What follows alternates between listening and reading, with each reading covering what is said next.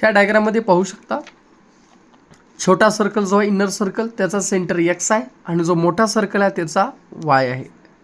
म्हणजे दोन सर्कल आहेत आणि सर्कल हे इंटरनली टच होत आहेत. They are concentric touch each other internally असं म्हणूया. मग काय म्हणायचं, जे दिलेलं आहे ते पहिल्यांदा लिहूया. सोल्युशन,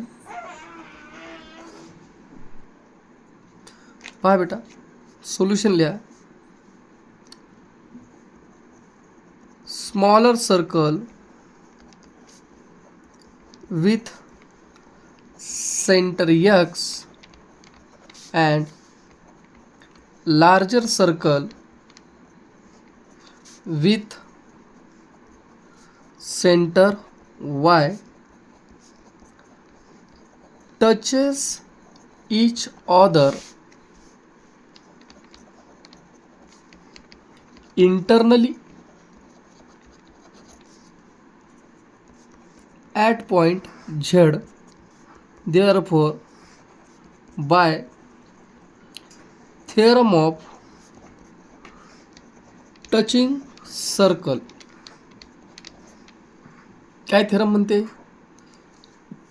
की समजा ज्यावेळेस टच होतात त्यावेळेस हे पॉईंट कसे असतात, कोलिनियर. कोण, जो टचिंग ऑफ सर्कल आणि जो पॉईंट ऑफ कॉन्टॅक्ट किंवा centre of circle and point of contact, म्हणजे Y X and Z, Y X Z are collinear. That is Y dash X dash Z. ठीक आहे. आता फक्त बारक्या सर्कलमध्ये लक्ष द्या बेटा. बारका सर्कल बघा, मी लाल पेननं दाखवतो इथं. बघा बारका सर्कल बघा, ह्याच्यामधला ट्रायंगल बघा. कोणता ट्रायंगल आहे, एक्स ए झेड. ठीक आहे. बारक्यातला बघा कोणता आहे, in triangle x A Z. Segment x A, congruent segment x Z. Reason सांगा बरं का बेटा. सर दोघांचा रेडियस सेम आहे, म्हणजेच काय बेटा, रेडियाय ऑफ सेम सर्कल. नंबर एक. दुसरा बघा, हा अँगल आणि हा अँगल सेम आहे, म्हणजे समजा दोन साईड जर कॉन्ग्रुएंट असतील तर दोन अँगल सुद्धा कॉन्ग्रुएंट असतात. Reason isosceles triangle theorem. X A B angle, angle X A Z, sorry angle X A Z, congruent angle X Z A. Reason लिहायचं लगेच व लगेच. Isosceles triangle theorem, isosceles triangle theorem. ठीक आहे. X A Z. आताच आपण काय म्हणलं होतं की वाय एक्स झेड एक आहेत, कोलिनियर आहेत. म्हणजे ह्या ठिकाणी काय लिहू शकतो मी, वाय झेड ए, नाही सॉरी वाय, परत एकदा बघा. ह्या ठिकाणी आत्ताच आपण काय म्हणलं होतं की हे पॉईंट कोलिनियर आहेत. ठीक आहे. मग एक्स झेड ए आपण ह्या ठिकाणी लिहिलेलं आहे आत्ताच. हो का, एक्स झेड ए, आणि दुसरं काय होतं, एक्स ए झेड त्या ठिकाणी लिहिलेलं आहे. दोघे कॉन्ग्रुएंट असतात. ठीक आहे. मग आता हे झालं पहिल्यातलं. ह्याला आपण काय करूया, ह्याला 1 नंबर देऊया. हे स्मॉलर सर्कल झालं. आता मोठ्या सर्कलमध्ये घुसा. सेम मोठ्या सर्कलमध्ये ट्रायंगल कोण आहे, Y B Z, Y B Z. In triangle Y B Z, angle Y B Z, congruent angle Y Z B, Y Z B. Reason same. काय,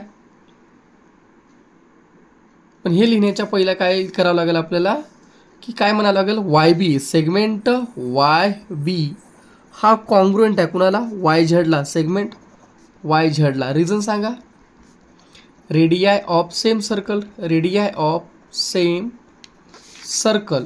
मग रेडियाय ऑफ सेम सर्कल झाल्यानंतर त्या ठिकाणी काय म्हणता येतं, angle Y B Z, congruent angle Y Z B. आता reason लिहिता येतं isosceles triangle theorem, isosceles triangle theorem. ठीक आहे. Isosceles triangle theorem. आत्ताच आपण एक पॉईंट दिलं होतं बेटा, हे काय आहेत कोलिनियर आहेत. कोण? वाय बघा, वाय यक्स झड आणि दुसरा काय बेटा बी ए झड, कोलिनियर आहेत. मग आता मला एक सांगा की ह्या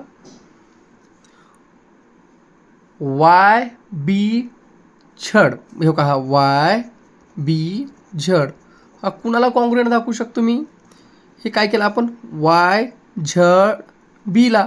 मग मी वायच्या जागी एक्स लिहू शकतो ना? हो सर लिहू शकतो. का? They are collinear. मग काय म्हणायचं, यक्स झड ए. नीट बघा, यक्स इथून सुरुवात होते ना, इथून सोडलं, इथे घेतलं यक्स झड, बी पर्यंत जात होतं, मी काय केलं ए पर्यंत घेतलं, यक्स झड ए. ह्याला दिलं नंबर 2. ह्या दोघांमध्ये काय कॉमन दिसतंय? एक्स झेड ए एक्स झेड ए. दोघांमध्ये एक्स झेड म्हणजे काय, एक्स ए झड हा कुणाला कॉन्ग्रुएंट आहे? एक्स झेड एला कॉन्ग्रुएंट आहे. आणि हा वाय बी झेड कुणाला कॉन्ग्रुएंट आहे? एक्स झेड एला. असं असेल तर from 1 and 2 angle X A झड congruent angle Y बी झड. आता ह्याच्यामध्ये बघा, हे का, एक्स ए झड वाय बी झड हे दोघं काय दिसायला तुम्हाला? सर ते काहीतरी एफ सारखं दिसायला बघा. एफ म्हणजे कोणते बेटा? Corresponding angles. मग काय म्हणायचं, therefore corresponding angle test, therefore by corresponding angle test for parallel lines. हे जर करस्पॉन्डिंग असतील म्हणजे हा अँगल सेम आहे, म्हणजे हे लाईन सुद्धा कशा असतात? एकमेकाला पॅरलल असतात. Therefore segment A X parallel segment B Y. हे बघा, अशा प्रकारे हे तुमचं झालं आन्सर. ओके, हा फक्त 8वा झाला. आता आपल्याला त्या ठिकाणी लगेच आपण काय करूया, पुढचा आपण 9वा सोडवण्याचा प्रयत्न करूया बेटा. ओके, 9वा आपल्याला या ठिकाणी सॉल्व्ह करायचा. लगेच आपण 9वा सॉल्व्ह करूया. पहा 9वा. In figure line L touches circle with centre O दिलेला आहे. लाईन यल टच होत आहे कोणत्या पॉईंटला? पी पॉईंटला. क्यू हा मिड पॉईंट आहे. कुणाचा? कॉर्ड आर एसचा मिड पॉईंट दिलेला आहे, किंवा Q is a mid point of ओपीचा मिड पॉईंट क्यू आहे, म्हणजे हा अंतर आणि हा अंतर इक्वल आहेत.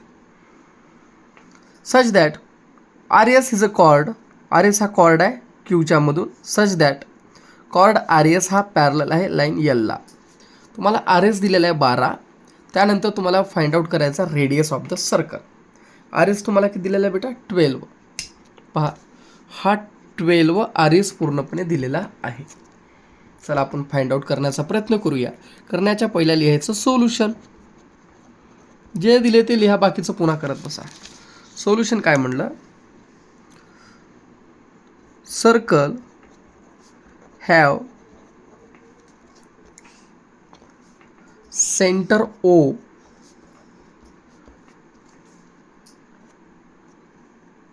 Line L is tangent to the circle. Tangent म्हणजे काय? एकाच पॉईंटला टच होते. Tangent to circle touches at point P. पीला टच होत आहे का इथं. अजून काय म्हटलंय? Q is mid point of radius O P. Therefore, आता बघा, रेडियस ओ पी हा मिड पॉईंट आहे. सॉरी, रेडियस ओ पी आहे ना, ओ पी, आणि क्यू काय त्याचा मिड पॉईंट आहे. क्यू जर मिड पॉईंट असेल तर ओ क्यू आणि ओ पी हे कुणाच्या अर्धे असतात? सर रेडियसच्या अर्धे असतात. म्हणजेच काय? रेडियस ओ पी बरोबर दुप्पट ओ क्यू बरोबर दुप्पट ओ पी, हे दोन्ही इक्वल असतात ना बेटा. ठीक आहे.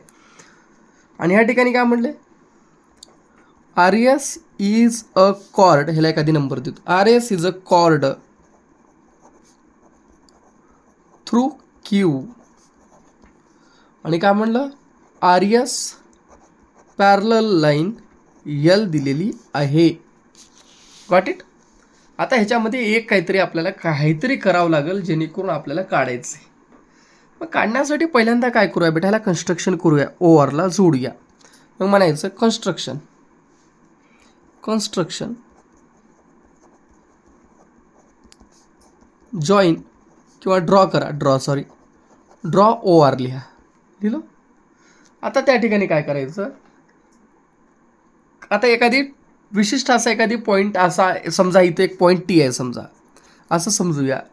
Suppose point T as shown in the figure असं पण म्हणता येईल आपल्याला.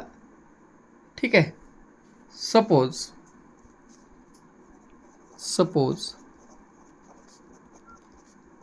T is point present on line यलवर टी पॉईंट प्रेझेंट असं समजा. मग आता मला सांगा बेटा, अँगल तुम्हाला माहिती आहे ह्या ओपी रेडियस आहे. ठीक आहे, ओपी रेडियस आहे आणि हा लाईन यल काय आहे, टँजंट आहे.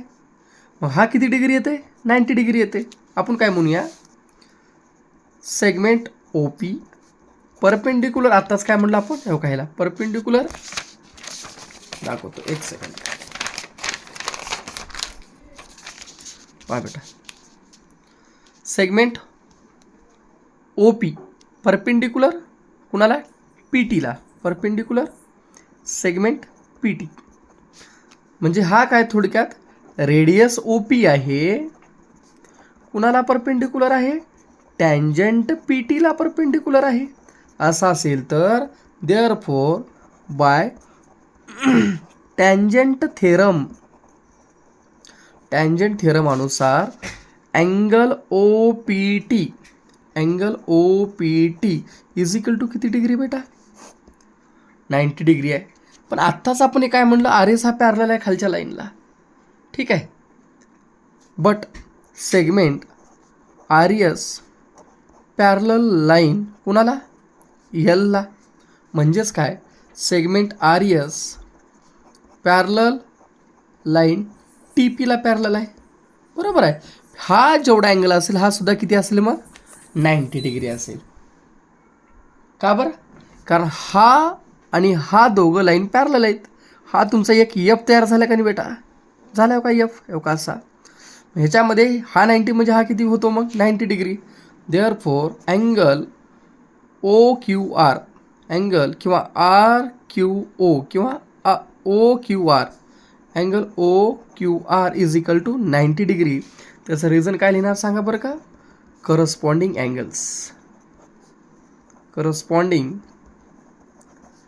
अँगल्स टेस्ट किंवा करस्पॉन्डिंग अँगल थिअरम करा.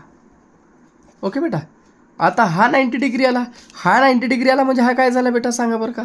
सर हा 90 डिग्री आला म्हणजे हा ॲब्सोल्युटली त्या ठिकाणी काय झाला रे बेटा, हा झाला right angle. Therefore triangle O Q R is a, कोणता ट्रायंगल आहे, राईट अँगल्ड ट्रायंगल. देअरफॉर आता बघा, बट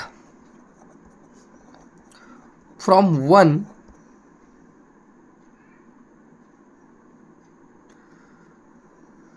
किंवा आपण काय करूया, फ्रॉम वन. ठीक आहे, चला फ्रॉम वन ओ क्यू किती आहे सांगा बरं का, ट्वाईस ओपीच्या ट्वाईस आहे. ठीक आहे बेटा.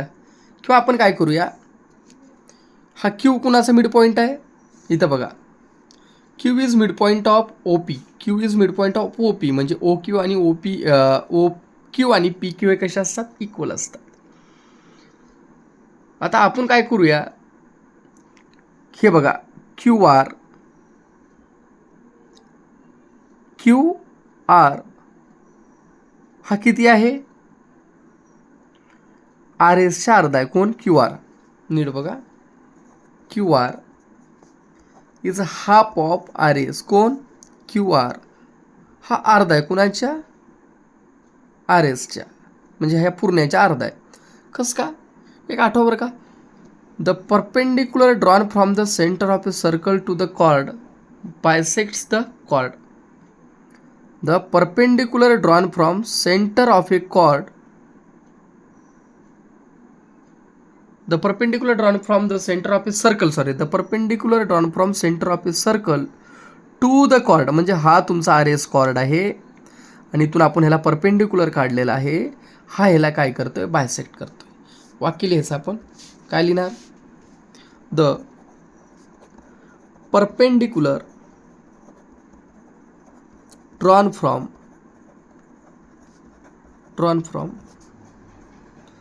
सेंटर ऑफ सर्कल,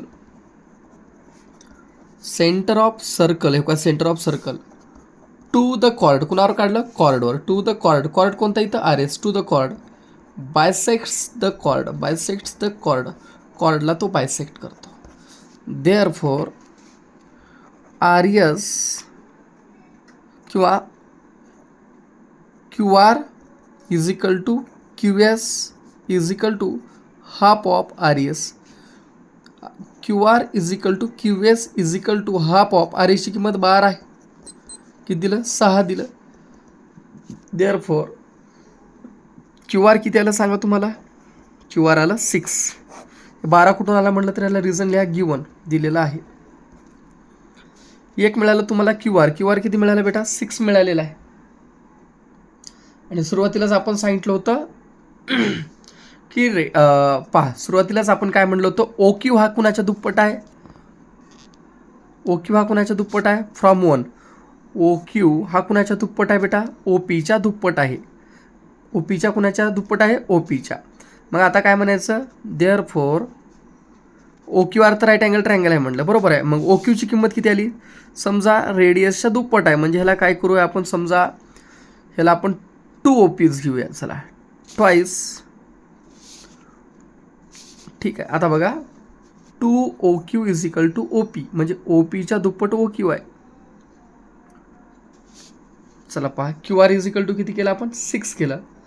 आणि ह्याला आपण जो आर आहे ह्याला समजा आपण एक्स धरूया. ठीक आहे. आणि काय म्हणायचं त्या ठिकाणी? Let the radius of circle, let radius of circle be. किती एक्स धरला आपण बेटा? 2x. आता 2x कसं आलं? फ्रॉम 1, फ्रॉम, आता पहा कसं आलं? फ्रॉम 1 कसं आलं ते पण दाखवतो तुम्हाला. 1 मिनिट फक्त. आता हे O R is equal to O P, हे काय झाले? ओ आर हा समजा एक्स आहे, तर हा सुद्धा किती होतो बेटा? एक्सच होतो. समजा ओ आर आणि ओ पी काय आहे सांगा? रेडियस ऑफ द सर्कल आहे. आणि रेडियस कसा असतो? सेम असतो. ठीक आहे. आता हा जो आपण जे O X is O R is equal to आपण त्या ठिकाणी काय केलं? 2x धरलं. O P is equal to twice X धरलं. O P is equal to काय धरलं बेटा आपण? ट्वाईस एक्स धरलं. परत एकदा पहा, हा ओ पी, थोडं इथं काय करावं लागेल? गडबड आहे थोडं इथं. ओ क्यू आणि पी क्यूला थोडं लक्षात घ्या. ह्या ठिकाणी हा जो ओ क्यू आहे, ओ पी आहे, दोन्ही इक्वल आहेत. आणि हा मिड पॉईंट आहे. म्हणजे आत्ता जे आपण फ्रॉम 1 अनुसार सांगितलं होतं की O P is equal to काय? ते ट्वाईस ओ क्यू येतं. म्हणजे हा ओ क्यू अंतर तुला माहिती आहे का बेटा? नाही. समजा ह्याला एक्स धरलास तर हा सुद्धा किती आहे बेटा? एक्स आहे. मग मला सांग, radius of circle O P 2x म्हणलो. आता कसं काय आलं? मग ओ पी बरोबर काय येते बेटा? O Q plus P Q. X plus X आलं, किती आला मग? 2x. म्हणून हा किती आला? 2x. हा 2x आला तर हा सुद्धा किती आला बेटा? 2x आला. आलं का आता लक्षामध्ये? Therefore O R is equal to O P is equal to किती आला? 2x आला. थोडं कॉम्प्लिकेटेड गणित आहे, थोडं जरा समजून घ्यावं लागेल जरा. ठीक आहे. O R is equal to O P, O R is equal to O P is equal to 2x. आता फ्रॉम 1कडे घुसूया बेटा. फ्रॉम 1 मध्ये काय होतं पहा? ओ पी बघा O P is equal to twice O Q होतं. ट्वाईस काय होतं? ओ क्यू होतं. ठीक आहे. O P is equal to काय होतं? Twice O Q. पण ओ पीची किंमत किती आत्ताच काढला? 2x आहे. इज इक्वल टू 2 इंटू काय येतं? ओ क्यू येतं. इकडलं गुणाकार इकडं जाऊन काय होतं? भागाकार होतं. 2x divided by 2 is equal to O Q येतं. 2 कटला मग x बरोबर काय? ओ क्यू बरोबर काय आला बेटा? सॉरी x आला. म्हणजे ओ क्यू सुद्धा मिळाला तुम्हाला. ओ क्यू किती आला? हे तर ऑलरेडी माहीतच आहे तुम्हाला, तरी ठीक आहे. ओ क्यू किती आला? x आला. हे मिळालं, हे मिळालं, हे मिळालं. तिन्ही साईड तुम्हाला मिळालेले आहेत. आता काय वापरायचं? By using the Pythagoras theorem. काय वापरायचं बेटा? By using the Pythagoras theorem. ठीक आहे. आता काय करणार बघा, इन ट्रायंगल कोणता? O Q R. In triangle O Q R Pythagoras आहे आपण सांगितलेलं आहे, म्हणजे 90 डिग्री आपण सांगितलेलं आहे. 90 डिग्रीच्या अपोजिट कोण येतं बेटा? O R square is equal to O Q square plus Q R square plus Q R square. तुला काय माहिती आहे ह्याच्यातलं? ओ क्यू माहिती आहे. ओ क्यू आत्ताच किती काढलास? X square. क्यू आर किती काढलात? 2x square काढलास. ओ आरची व्हॅल्यू किती आहे बेटा? सेम. पहा क्यू आर आपल्याला किती आहे बघा. Q R I think Q R मला वाटते मे बी आपल्याला क्यू आरची व्हॅल्यू बघा बरं का. हे 6 आहे ना, सॉरी इथे क्यू आर किती आहे बेटा? 6 स्क्वेअर आहे. आणि ओ आर किती आहे? ओ आर आहे 2x स्क्वेअर आहे. ठीक आहे. आता मिळालं सर्वच आपल्याला. देअरफॉर 2x पहा 2x square is equal to काय होतं? एक्स स्क्वेअर प्लस हे 36. 2चा वर्ग 4.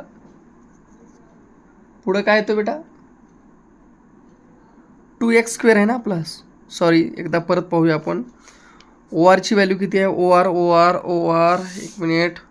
2x आहे. आपण 2x स्क्वेअर एकदा केल्यावर बस झालं ना. 2x कंसाचा वर्ग आहे इथं बेटा. 2x कंसाचा वर्ग. 4x स्क्वेअर बरोबर x स्क्वेअर प्लस 36. ठीक आहे. आता पुढं काय करता येईल आपल्याला बघा. 4x स्क्वेअर इकडला प्लस इकडून मायनस बरोबर 36. इथे एक असतो, 3 काही नसते म्हणजे एक असतो. 3x स्क्वेअर बरोबर 36. देअरफॉर एक्स स्क्वेअर बरोबर 36 divided by 3. 12 1 12, 12 2 24, 12 3 36. Therefore X square बरोबर किती आला बेटा? 12. आता काय करायचं? Taking square root on the both side. लिहा बरं का पूर्ण तुम्ही. 3 चौक 12. बाहेर किती निघते बेटा? 2 निघाला. कसं निघाला? दाखवतो. म्हणजे हे कितीचा वर्ग? 2चा वर्ग. हा कटला. बाहेर किती येतो? 2√3. इथं लिहायचं taking square root on both sides. हे मिळाली एक्सची व्हॅल्यू. मग आता काय करायचं आपल्याला? जे काढा म्हणलं होतं, काय काढा म्हणलं होतं? Radius of the circle. Radius काय म्हणलं? आत्ताच दुप्पट आहे. ठीक आहे. म्हणजे O P is equal to twice O Q. हे कुठून आलं सांगा? फ्रॉम 1. आत्ताच ओ क्यूची व्हॅल्यू काय होती? एक्स होती ना. मग ओ पी बरोबर काय येतं बेटा? Twice into X. एक्सची व्हॅल्यू किती आहे? Twice into 2√3. म्हणजेच किती येतं बेटा? 4√3. Therefore O P is equal to 4√3. आला. मग लिहायचं therefore radius of circle is 4√3 centimetre. हे झालं तुमचं एवढं मोठं लट आन्सर.